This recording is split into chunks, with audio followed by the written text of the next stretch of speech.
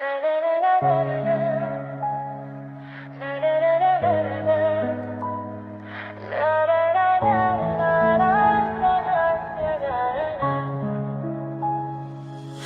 eyni göğüzündə fərqli batan günəş. Sən mənə buz oldun, mən isə sənə atəş. İndi nə sönürəm, nə də ki yana bilirəm. Mən səni hər sükutda adınla soraqlayıram. İnam itən yerdə yalanlar kölgə salır. İnsandan geriyə bircə boş vərəq qalır. Mən sənə bütöv bir dünya bağışlamışdım. Sənsə o dünyanı xəyal tək uzaq sanırsan.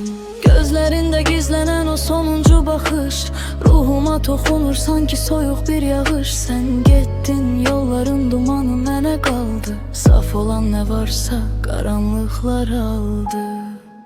Yarımçıq bir cümlə, bitməyən bir hekayə. Ucalda bilmədik bu sevgini zirvəyə. Biz ayrı düşmüşük, bu taleyin oyunudur. Hər şirin başlanğıcı nəsrətdir sonu da. Yarımçıq bir cümlə, bitməyən bir hekayə. Baxırıq indi biz eyni bir gökyüzünə. Sən məndən uzaqda, bəlkə də tam sərbəstsən. Mən isə etmişəm bu ömürdə qəsdən. Yaddaşım saralmış köhnə bir məktub kimi. Hər sətirdə gizlədir sənə olan sevgimi. Artıq nə giləyim var, nə də sənə bir nifrət. Məni yoran sənsizlik deyil, bu qəribə heyrət. Bir vaxtlar qəlbinin ən təmiz küncü idim.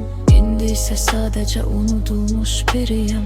Bəlkə də günahkar elə biz özümüzü. Sevməyi bacarmayan iki kör gözümüzü. Yenə də geriyə baxıb heyfslənmirəm. Mən səni sadəcə səssizcə buraxıram.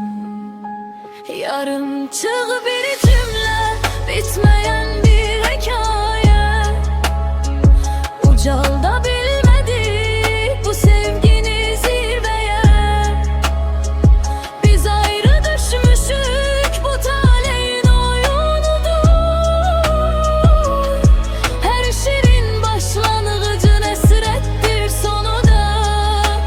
Bitməyən bir hekayə. Həsrətdir sonu da. Səssizcə buraxıram.